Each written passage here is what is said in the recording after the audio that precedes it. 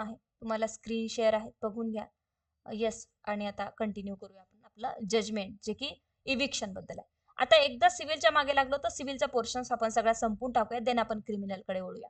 Received on, register on, decided on, duration. ठीक आहे, RRDD मी तुम्हाला सगळ्यांना सांगितलं हे पाठच असायला हवं. यामध्ये कुठल्याही प्रकारे तुम्हाला वेळ जायला नको. In the court of civil जज ज्युनियर डिव्हिजन, हे शॉर्ट मध्ये नाही लिहायचं, इथे जरी असेल तरी इथे ज्युनियर डिव्हिजन पूर्ण लिहा. ठीक आहे. Presided over by Shri XYZ, XYZच लिहायचे, दुसरे ABCD लिहू शकतात, पण तिकडे तुम्हाला नाव टाकायचे आहेत. RCS number, regular civil suits number 2022, exhibit number पडतो इथे. राम, जर स्टोरीमध्ये असे नाव दिले असेल प्लेंटिफ डिफेंडंटचे तर नाव लिहा, अदरवाइज नाव लिहायची गरज नाही. एज दिले असेल तर लिहू शकता किंवा अंदाजेही तुम्ही टाकू शकता, who is a plaintiff. Versus Digambar, नाव दिलं असेल म्हणून यांनी टाकलं इथे स्टोरीमध्ये, age 34 years, occupation business, residential of. Plaintiff आणि डिफेंडरचं डिस्क्रिप्शन आपण इथे लिहिलेलं आहे, आणि आफ्टर द डिस्क्रिप्शन आपण जातोय क्लेमकडे. इथे क्लेम काय आहे, क्लेमची हेडिंग प्रॉपरली टाकायची. अंडरलाईन करायला वेळ मिळाला तर डेफिनेटली करा अंडरलाईन. क्लेम टाकायचं चांगलं इथे व्यवस्थित थोड्या डार्क अक्षरामध्ये इथे. आणि suit for eviction under section 16A, B and G. Rent control ऍक्टचा जो 16 सेक्शन आहे हा इविक्शन बद्दल बोलतो. कशाबद्दल बोलतो? इविक्शन बद्दल. जर तुमचा ह्याची कन्सेप्ट क्लिअर नसेल तर युट्यूबवर आपलं रेंट कंट्रोलची पूर्ण प्लेलिस्ट दिलेली आहे, त्यामध्ये पूर्ण सेक्शन 16 कव्हर केलेलं आहे, सो प्लीज जाऊन बघा. की एक लँडलॉर्ड जो आहे तो टेनंटला कुठल्या कुठल्या कारणावरून, कुठल्या कुठल्या ग्राउंडवरून इविक्ट करू शकत असतो. आता इथे एका लँडलॉर्डनी कुठेतरी इविक्शनचा सूट इथे दाखल केला, येस, की तुम्ही माझ्या घरातनं निघून जा किंवा माझ्या प्रिमायसेस मधनं निघून जा, पण तो जात नाही. आता we can file a suit for the eviction. So 16A काय आहे, काय ग्राउंड आहे तुम्हाला इविक्शनचे, तर हा आहे. 16B मध्ये बसतात आणि G मध्ये बसतात, according to the Maharashtra rent control act. असा प्रकारचा आय थिंक 2020 मध्ये सूट आलेला होता, आणि भरपूर जणांना कळलं नाही की तो रेंट कंट्रोलचा इविक्शनचा सूट आहे. सगळ्यांनी रेग्युलर सिव्हिल सूट आणि इविक्शन सूट फॉर इविक्शन्सच लिहिलं, हे सेक्शन्स मात्र लिहिले नाहीत. आणि ज्यांनी हे सेक्शन्स लिहिले होते त्यांना थोडे चांगले मार्क्स पडले. इवन मी त्यावेळेस एक्झाम दिली होती आणि मला सिव्हिलमध्ये खूप चांगले मार्क्स पडले होते. सहज जाऊन एक्झाम दिली होती, पण मला माहिती होतं की इविक्शन हे 16 अंतर्गत येतं आणि त्यामध्ये काय लिहायला पाहिजे. Notice is very much important here in eviction suit. We know that की रेंट कंट्रोलमध्ये नोटीस किती महत्वाची. रेंट कंट्रोल जरी मेन्स एक्झामिनेशनला नसेल, पण इविक्शनचा सूट मात्र इथे येऊ शकतो. ठीक आहे. अपिअरन्स लिहा. अपिअरन्स मध्ये बघूया आता आपण की अपिअरन्स मध्ये ऍडव्होकेट फॉर द PQR आणि advocate MN for the defendant. Okay. आता इविक्शनचा सूट येण्याचे चान्सेस कमी आहे, कारण 2020 मध्ये हा तुम्हाला ऑलरेडी क्वेश्चन्स येऊन गेलेला आहे. 2021 2022 ला ही तुमची एक्झाम झाली. आता 2022 ची झाली ना तुमची प्रिलिम्स? येस, मेन्स झाली ना? येस. नाही 2022 ची व्हायची आहे, सॉरी. आणि 2023, ह्या 2 वर्षाचा आता तुम्हाला इथे क्रायटेरिया जर धरला तर मे बी मला असं वाटतं की स्पेसिफिक परफॉर्मन्सचे चान्सेस आहे, एन्क्रोचमेंटचे चान्सेस आहेत. ओके. मी तुम्हाला थोडासा गेस देईल ऍट दी एंड की आता येण्याची शक्यता काय आहे. आणि मुख्य म्हणजे सगळ्यात आनंदाची बातमी, जर आता थोडस एक अंदाज घेतला गुप्तचरांचा असं म्हणू शकतो आपण, तर 2024 मध्ये ही वॅकन्सी आहे आणि 2025-26 मध्ये ही वॅकन्सी आउट होण्याचे जास्तीत जास्त चान्सेस आहे. निदान 100 पर्यंत तरी वॅकन्सी 2024 म्हणजे 92 to 97 च्या दरम्यान तरी वॅकन्सी निघण्याची शक्यता आहे. निघायला पाहिजे. मग इथे 2024 मध्ये जर जास्त नाही निघली तर 2025 मध्ये ती वॅकन्सी ट्रान्सफर करण्यात येईल. बट जजेसच्या वॅकन्सीज आता ज्या आहेत त्या भरपूर जास्त शिल्लक आहे, लक्षात ठेवा. दिस इज अ गोल्डन इरा आपण म्हणू शकतो for the judiciary Maharashtra, because continuously vacancy निघणार आहे आणि कंटिन्युअसली तुम्हाला इथे चांगले चान्सेस आहे की एक परीक्षा जरी गेली तर तुम्ही इथे क्रॅक करू शकता. लगेच तुम्हाला 17 मार्चची एक्झाम येऊन प्रिलिमिनरी थांबलेली आहे. आणि सगळ्यात महत्वाचं की ते कॉम्पिटिशन जे आहे 17 मार्चला, हे ओल्ड जेवढे स्टुडंट असणार आहेत तेच असणार आहे. याचं कारण असं आहे की इथे कोणाचंही पास आउट न्यू विद्यार्थ्याचं होणार नाही. फ्रेशरची संख्या इथे अत्यंत कमी असणार आहे, कारण की 2000 मार्च जो महिना असतो तर तिथे न्यू पास आउट कोणी होऊ शकत नसतं. हीच जर जून जुलै ऑगस्टच्या नंतर जर निघालेली वॅकन्सी असती तर मात्र मग इथे तुम्हाला फ्रेशरशी कॉम्पिट करणं गरजेचं असतं. बट इथे सध्या काय आहे, कॉम्पिटिशन आहे त्याच लेवलवर राहणार आहे, कमी किंवा जास्त होणार नाही.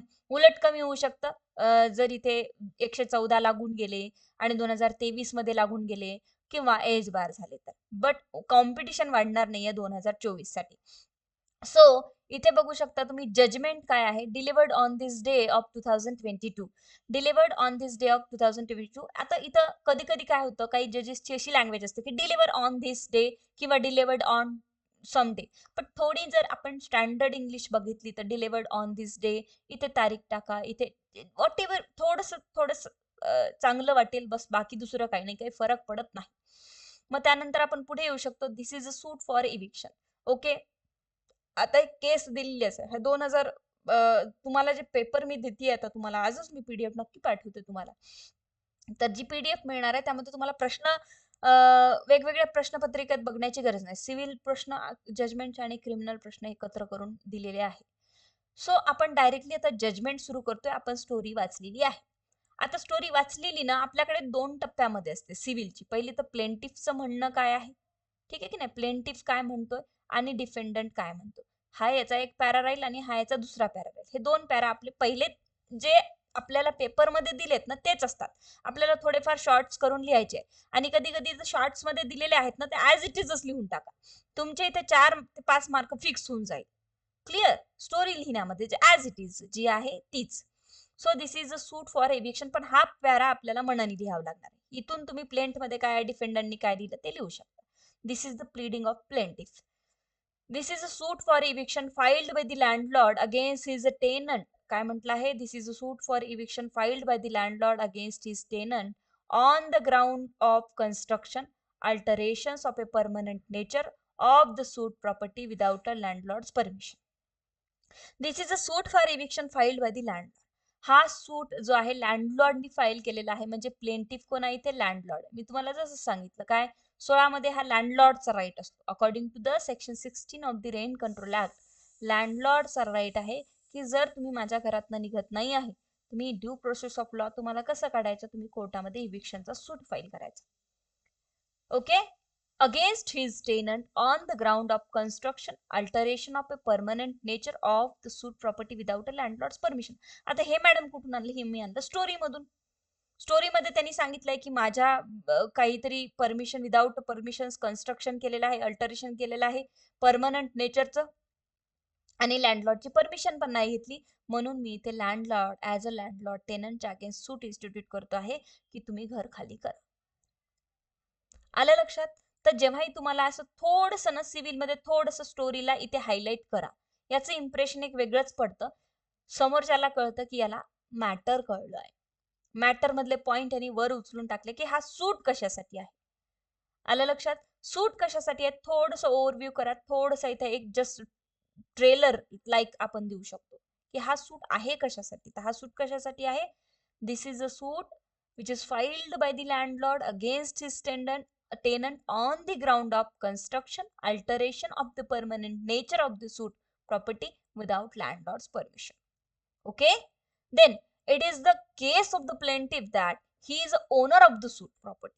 Okay, it is the case of the plaintiff. काय म्हटलं, it is the case of the plaintiff that he is owner of the suit property.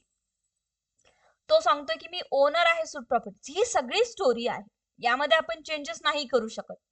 हा this is the plain. Okay, as it is लिहायचंय. थोडंसं short करून तुम्हाला लिहावं लागेल, खूप लॉंग असेल तर, कारण तुमच्याकडे वेळ थोडासा लिमिटेड असतो. It is the case of the plaintiff that he is the owner of the that suit property, shop admeasuring 16x22 feet. ठीक ठीक ठीक आहे की नाही. हे एक तुमचं ऍडमिरायझिंग एक स्ट्रक्चर दिलेलं आहे, एवढी एवढी शॉप आहे आणि त्याचं मी इथे एक टेनंट आहे, लँडलॉर्ड आहे. ठीक आहे. He has let out the shop to defendant named Digambar at monthly rent Rs 5,000.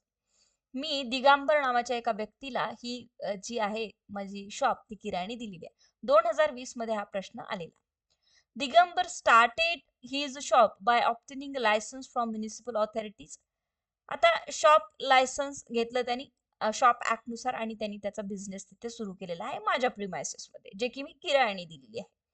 In the month of the January 2002, Digambar converted the shop into 2 shops. Clear? पण जानेवारी मध्ये इथे काय झालं बघा, या मंथ मध्ये 2022 मध्ये यांनी काय केलेलं आहे, सॉरी 2002 मध्ये यांनी काय केलेलं आहे, हा शॉपचा स्ट्रक्चर थोडासा कन्वर्ट केला आहे, चेंज केलेला आहे. यांनी काय केलं 6x22 होतं ते यांनी काय केलं 3x22 केलं, डिवाइड केलं त्याला. ठीक आहे की नाही.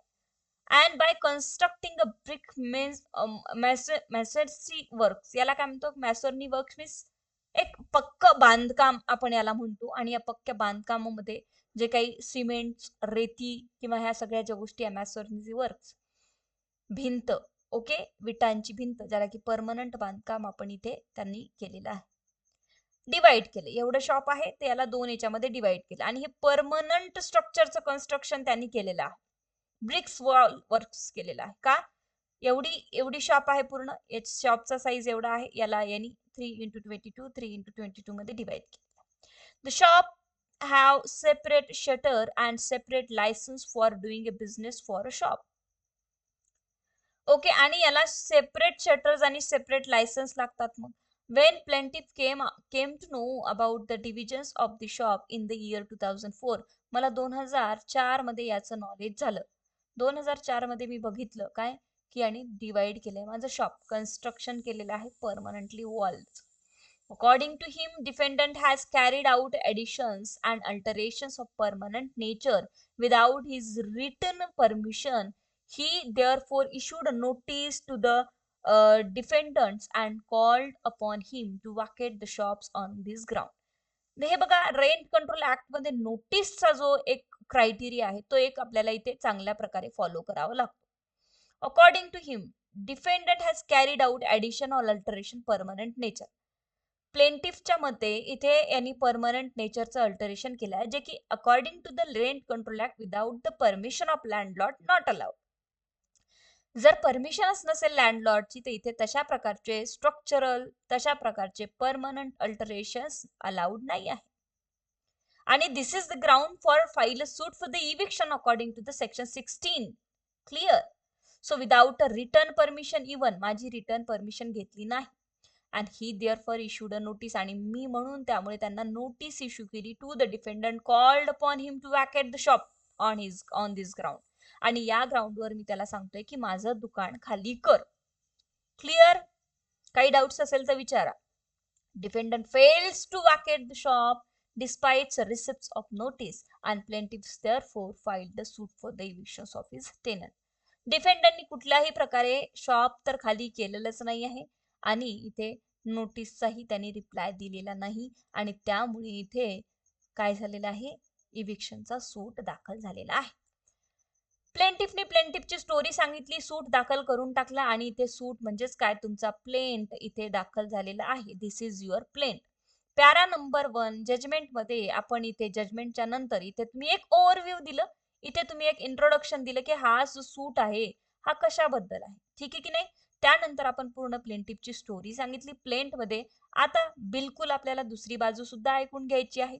Here the other side. Okay, follows the principle. Now come to the डिफेंडंट.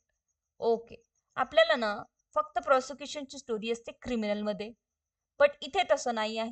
इथे दोघांचंही ऐकून घ्यावं लागतं. मग आता बघूया डिफेंडंटची बाजू काय.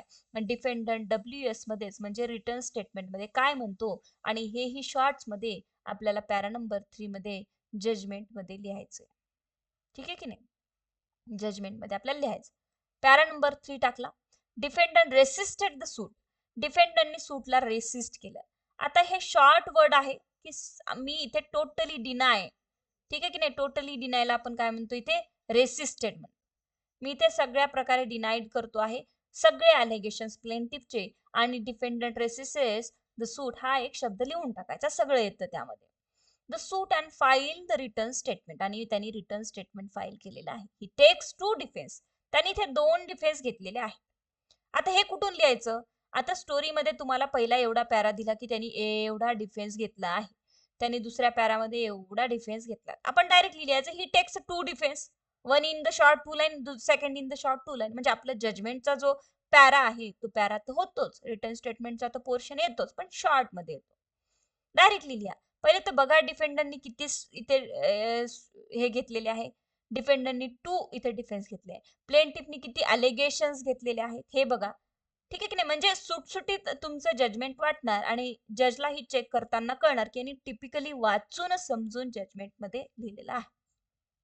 According to him the plaintiff, आता अकॉर्डिंग टू हिम, आता तुम्ही म्हणाल डिफेंडंटचं जजमेंट डिफेन्स देतोय तर लिहा तिथे काय, according to me. According to me, मी ऑलरेडी तुम्हाला इंट्रोडक्शन लेक्चर्स मध्ये according to me, according to him हे सगळ्या गोष्टी सांगितल्या. एकदा इंट्रोडक्शन लेक्चर्स आपल्या ऍपवर आहे ते प्लीज बघून घ्या. काय, कारण की अकॉर्डिंग टू हिम जज इथे जजमेंट काढतोय, ही जी स्टेज आहे at the end of the, आपण इथे जजमेंट राईट डाऊन करतोय, मग आपण लिहितोय काय, जज according to him. According to whom, according to the plaintiff, according to the defendant. So according to him म्हणजेच according to the defendant, the plaintiff granted him a permission to divide the shop into 2 shops. तो म्हणतो की मला प्लेंटिफनी permission दिलेली आहे, कशाची, की मला शॉपचं जे स्ट्रक्चर आहे 6x22 होतं तर 3x22 करण्याची माझ्याकडे परमिशन आहे. Okay, this is his first defence. का, कारण की प्लेंटिफ काय म्हणतोय बघा, आता इश्यू कुठे फ्रेम करायचे आपल्याला आणि इश्यू कसे फ्रेम करायचे. काय म्हणतो प्लेंटिफ, विदाउट माय परमिशन, कुठल्याही प्रकारची परमिशन नाही आहे म्हणून मी इव्हिक्शनचा सूट मला ग्राउंडच का मिळाला आहे, कारण विदाउट माय परमिशन आहे पहिला. क्रॉस मध्ये डिफेंडंट म्हणतो परमिशन होती. This is the dispute between both the parties आणि हा आहे फ्रेमिंग ऑफ इश्यू आपला. पहिला आपल्याला मिळाला की कोणी काय प्रूव्ह केलं, यांनी विदाउट परमिशन प्रूव्ह केलं की यांनी परमिशन प्रूव्ह केलं, याच्यावर आपल्याला डिस्कशन करायचं आहे. Plaintiff is therefore stopped from making the ग्रीव्हियन्सेस.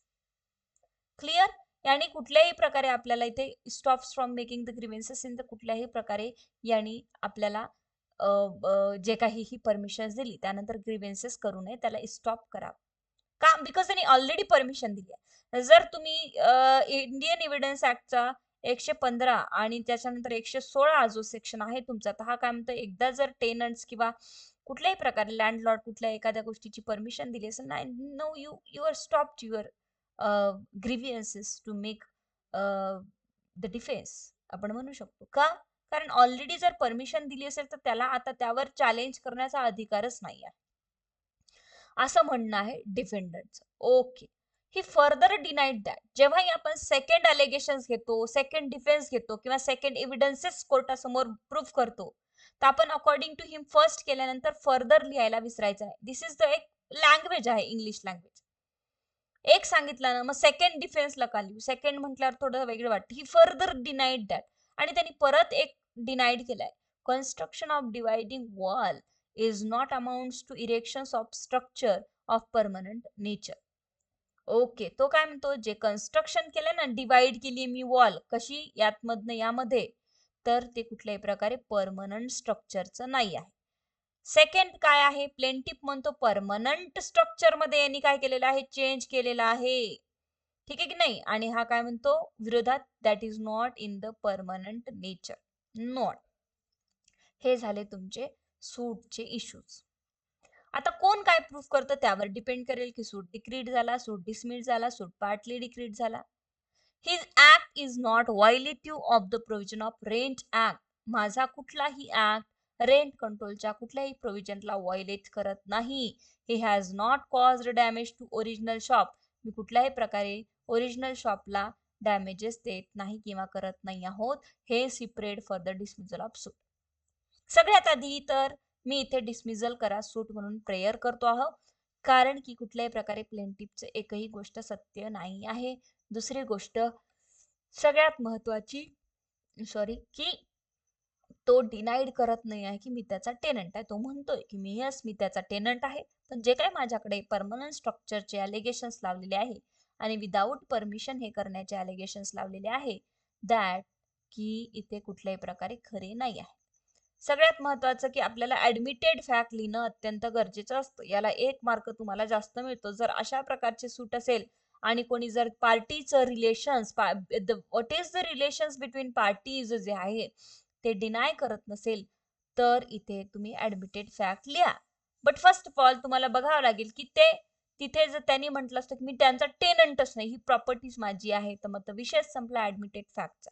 But इथे तो ऍडमिट करतोय की कन्सिडर केली ही प्लीडिंग, दोघांच्याही प्लीडिंग, म्हणजेच काय, प्लेंटिफचा प्लेंट आम्ही कन्सिडर केला, प्लस डिफेंडंटचा WS वाचला, दोघांचे इश्यूज आता आम्ही समजून घेतले आणि या प्लीडिंग्स वरून बोथ ऑफ द पार्टीजच्या I mention here the admitted facts.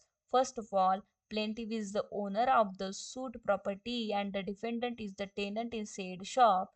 Further, defendant admitted that he altered the 6 into 22 feet shops into 3 into 20. Clear? आलं लक्षात? त्यांनी सांगितलंय की आम्ही टेनंट आहोत, हे सगळं खरंय. ठीक आहे. बोथ पार्टीच्या प्लीडिंग ऍडमिटेड फॅक्ट आहे की येस की plaintiff is the owner of the suit. Yes, मला माहिती आहे तो ओनर आहे सूट प्रॉपर्टीचा शॉपचा, मला त्याच्याबद्दल काहीही ऑब्जेक्शन नाही आहे.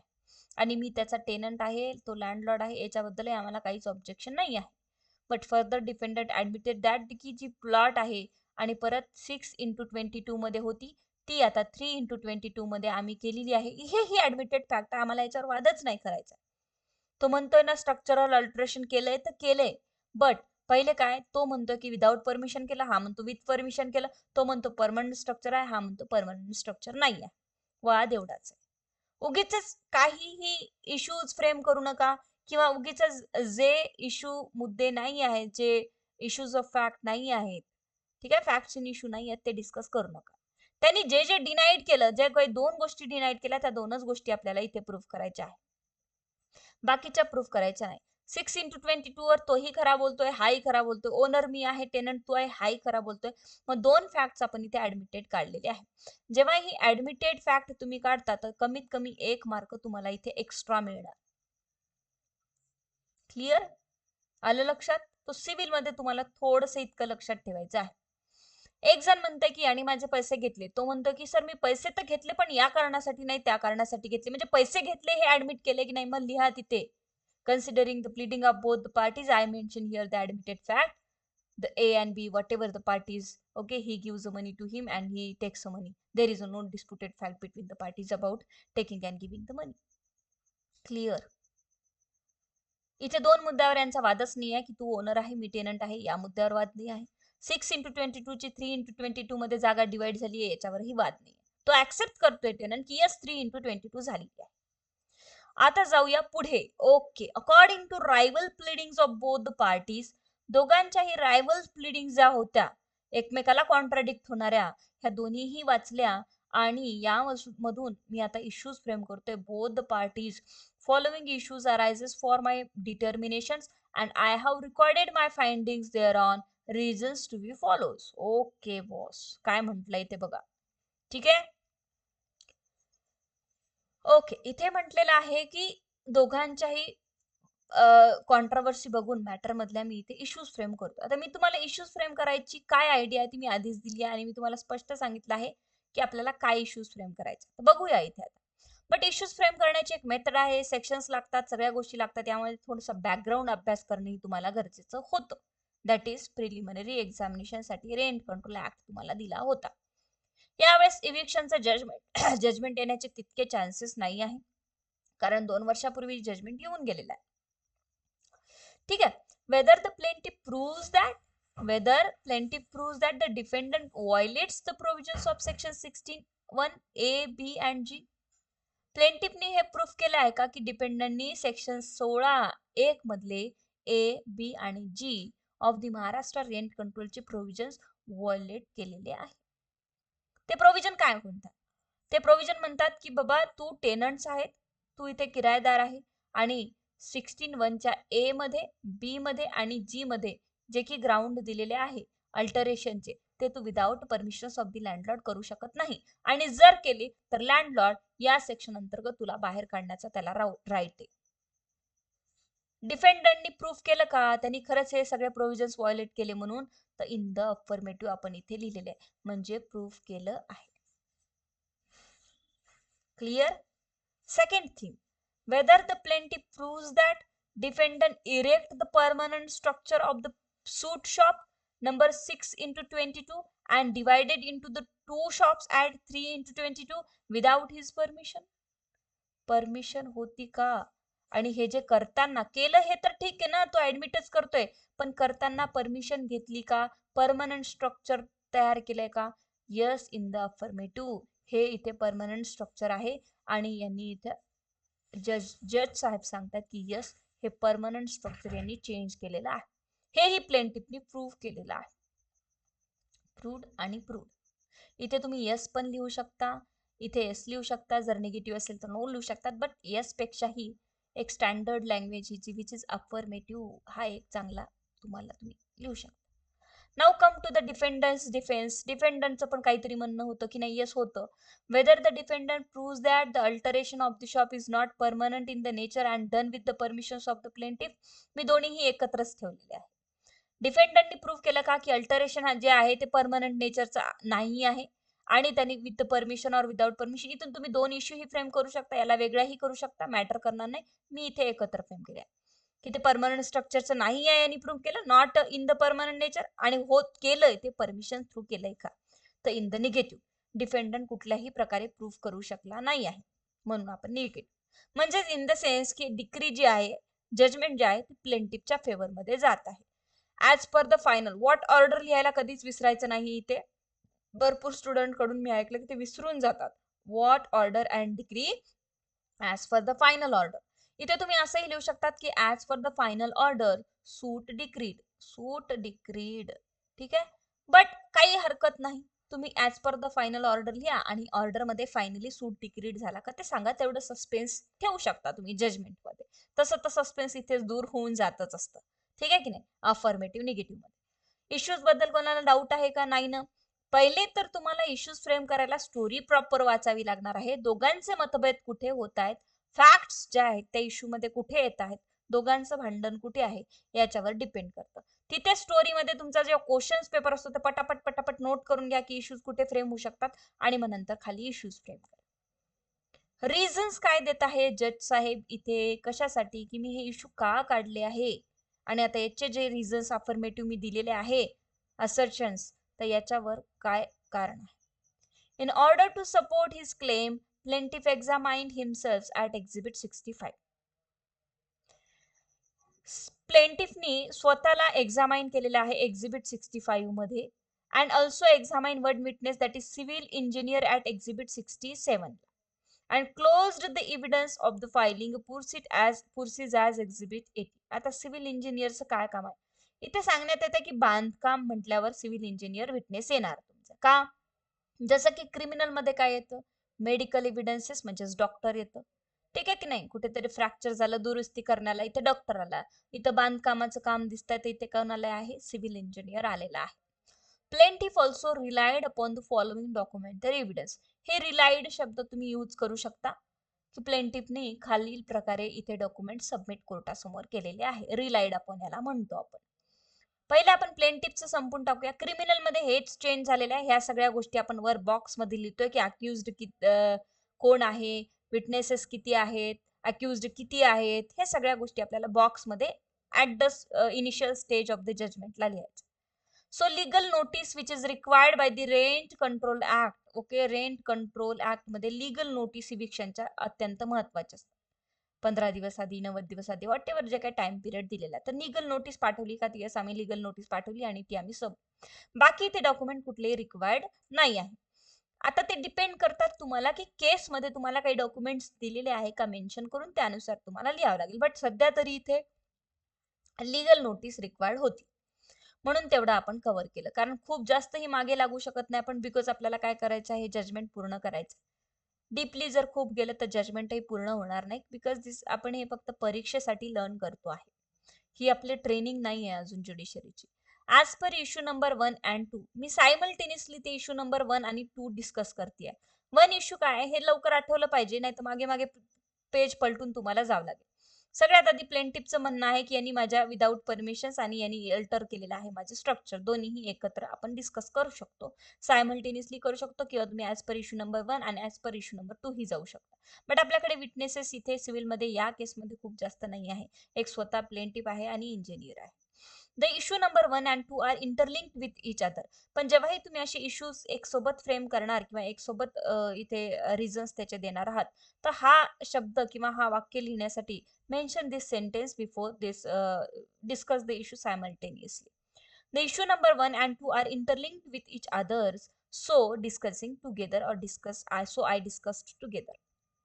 जज साहेब सांगतात की इश्यू नंबर 1 आणि 2 सारखेच आहे की परमनंट स्ट्रक्चर अल्टर केले का विदाउट माय परमिशन, तर मी इथेच इंटरलिंक करतो आहे सायमल्टेनियस टुगेदर, एक सोबतच डिस्कस करतो.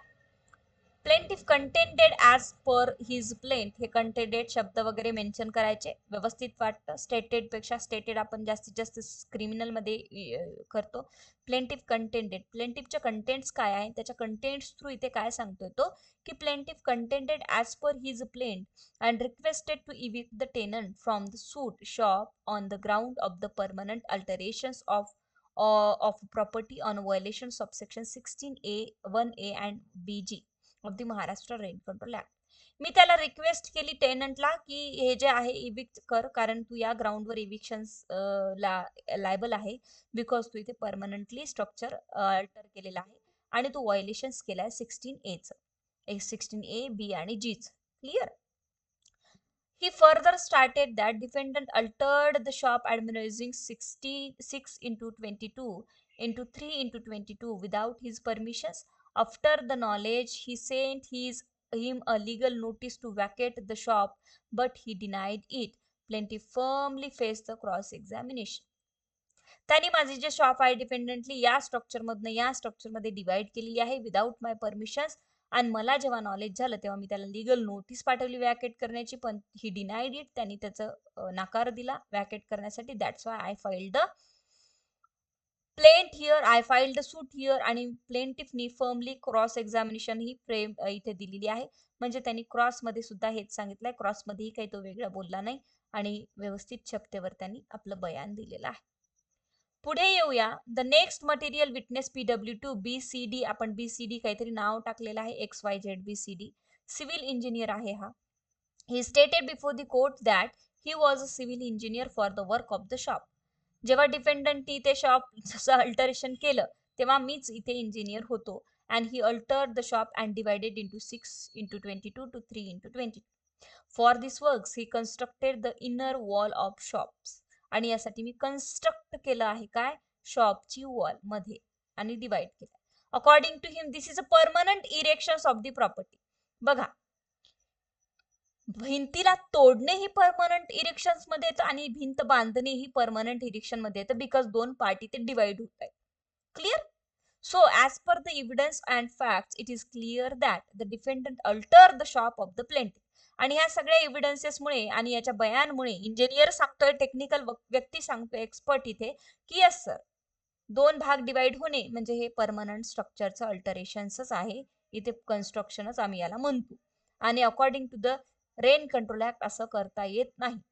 कुणाच्या परमिशनशिवाय, लँडलॉर्डच्या परमिशनशिवाय.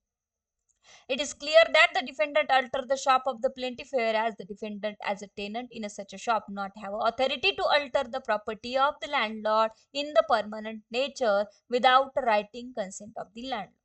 जर तुम्ही टेनंट आहात तर तुम्हाला जर अल्टर करायचं असेल तुमच्या बिझनेससाठी, तर तुम्हाला इथे काय करावं लागतं, लँडलॉर्डची कन्सेंट घ्यावी लागते according to the section 16A B and G नुसार. Okay, of the Maharashtra rent control act. So I am of the opinion, कोण म्हणताय, जज म्हणतात. हे तुमच्या कन्सेप्ट क्लिअर झाल्या असेल वाचून वाचून ऐकून की इथे काय असेल लिहितोय आपण. मग एवढं सगळं ऐकून घेतल्यानंतर जज साहेब म्हणतात, so I am of the opinion that the issue number 1 and 2 are in affirmative. That's why I have discussed, or that's why I have given the findings of affirmative, which is issue number 1 and issue number 2, which is comes under the affirmative. की yes प्लेंटिफनी prove केलेलं आहे, प्लेंटिफनी prove केलेलं आहे की हे construction जे आहे ते परमनंट स्ट्रक्चरचं आहे. कसं प्रूव्ह केलं प्लेंटिफनी सरळ इंजिनियर आणला की ज्याने स्ट्रक्चरल वर्क केलेलं आहे, तोच सांगतो इथे सर भिंत बांधली, एवढ्या एवढ्याचा कॉन्ट्रॅक्ट केला होता मी, व्हॉट जे काय असेल ते, आणि भिंत याच्यामध्ये डिवाइड झाली आणि याला परमनंट स्ट्रक्चरच म्हणतात.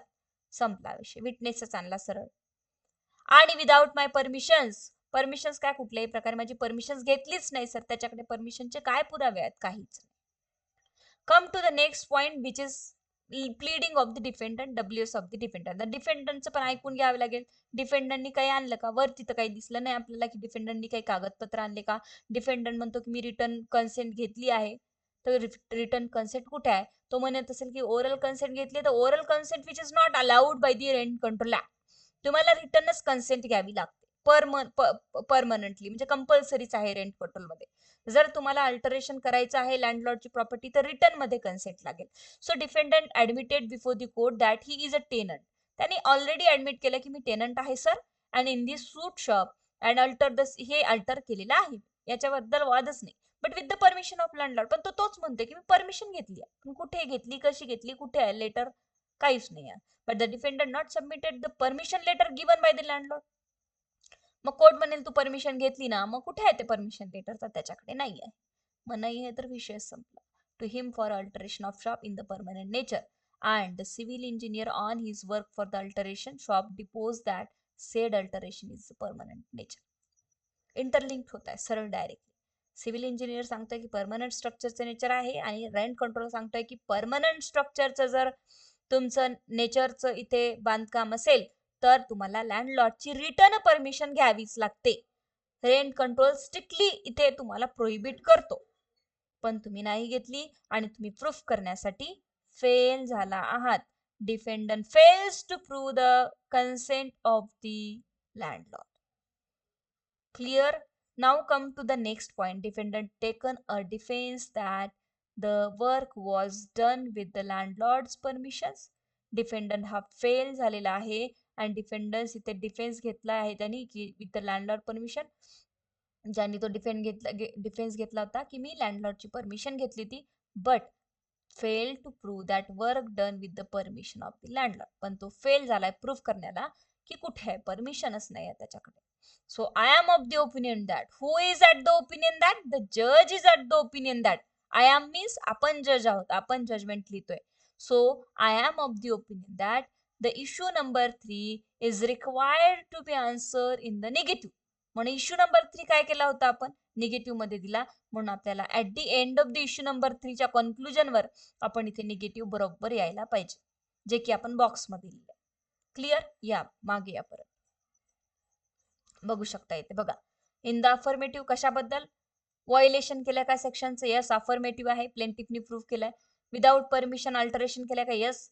आणि नॉट परमनंट स्ट्रक्चर आणि परमिशन आहेत काय ते in the negative. Issue number बघा, पटापट बघायचं. Issue number 1 affirmative, issue number 2, issue number 1 affirmative, issue number 2 affirmative, issue number 3 negative. बघा आलो आपण बरोबर. पॉइंट चुकवायचे नाही, तिथले जे आकडे आहेत ते इथे तुम्हाला खूप व्यवस्थित करावे लागतात. बघा 1 and 2 अफर्मेटिव्ह आहे दोन्ही पण, इथे आलं अफर्मेटिव्ह दिसेल तुम्हाला. हे बघा 1 and 2 अफर्मेटिव्ह आहे आणि इश्यू नंबर 3 जो आहे आपला निगेटिव्ह आहे. कुठलाही इश्यू कुठे टाकू नका, बरोबर तुम्हाला लिहावं लागणार आहे. इथे जर इश्यू नंबर इकडे तिकडे गेले तुमचे, कुठे अफर्मेटिव्ह लिहिलं, कुठे निगेटिव्ह लिहिलं, काही लिहिलं तर मग मार्क्स कमी पडतात.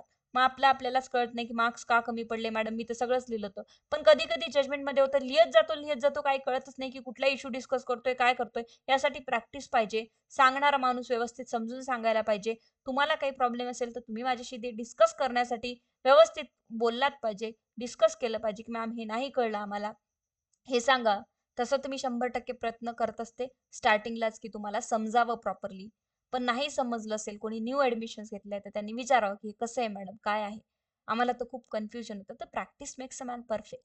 जजमेंट लिहिल्यास विना तुम्हाला कळणार नाही. इश्यू नंबर 4 आहे आपला की व्हॉट ऑर्डर, की ऑर्डर काय आहे, ऑर्डर काय काढली तुम्ही. Considering all facts and evidences. All facts आमच्या समोर आलेले आहे, एव्हिडन्सेस जे काही एकाच जणांनी इथे दाखल केलेले आहे, दॅट इज इंजिनियर आणला बस.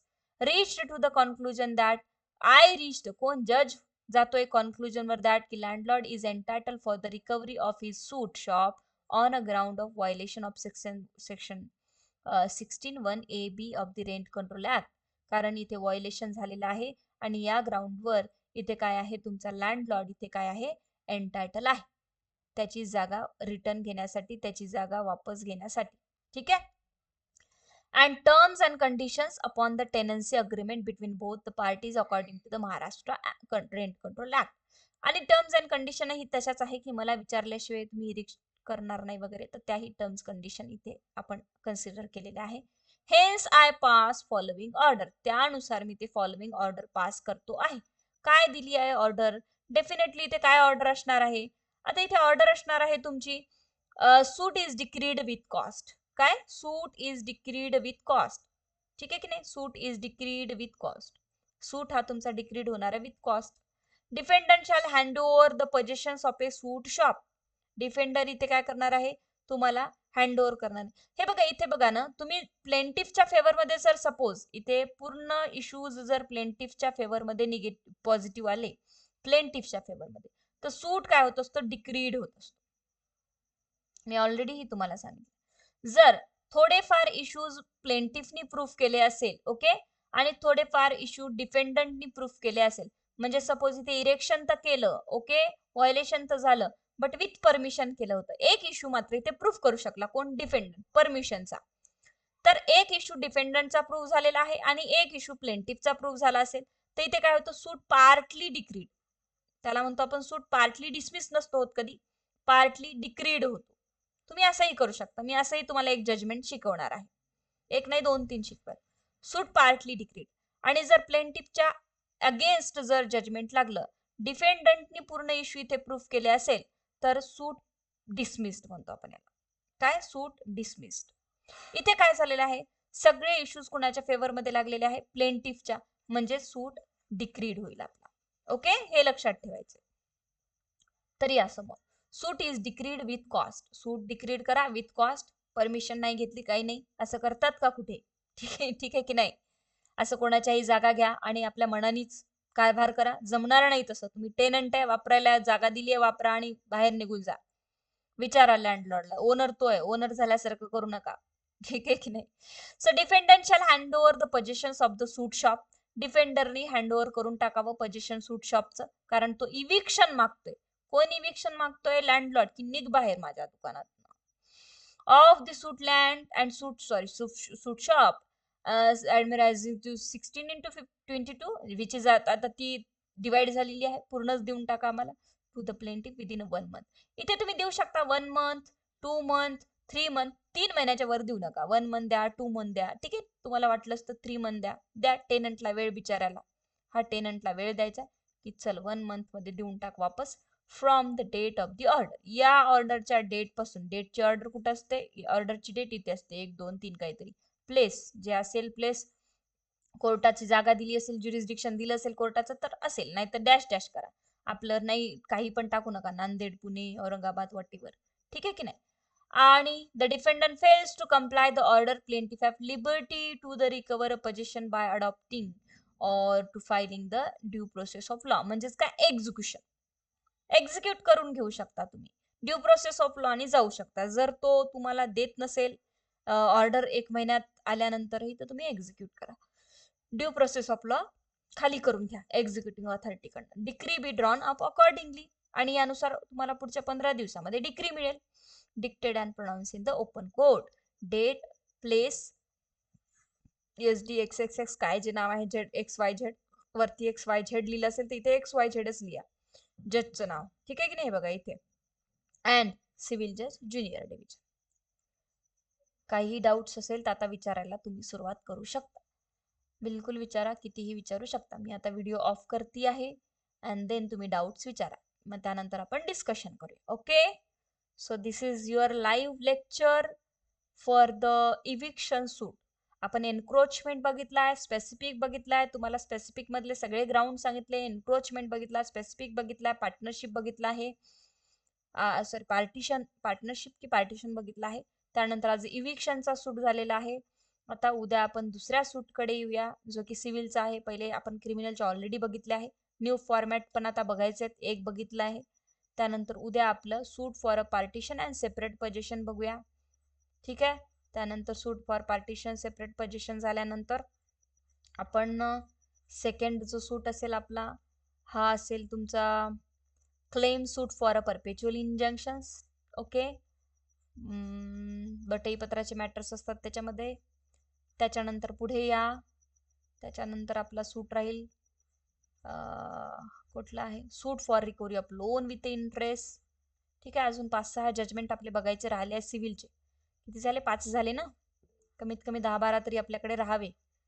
ठीक आहे, इंजंक्शनवर येण्याची शक्यता आहे. Rumour of encroachment and possession, already एन्क्रोचमेंटचा एक बघितला आहे, बघूया नंतर पण, काही हरकत नाही. ठीक आहे, दुसरा सूट आता बाकी किती राहिले बघू द्या एकदा, नंतर डिस्कशन करा.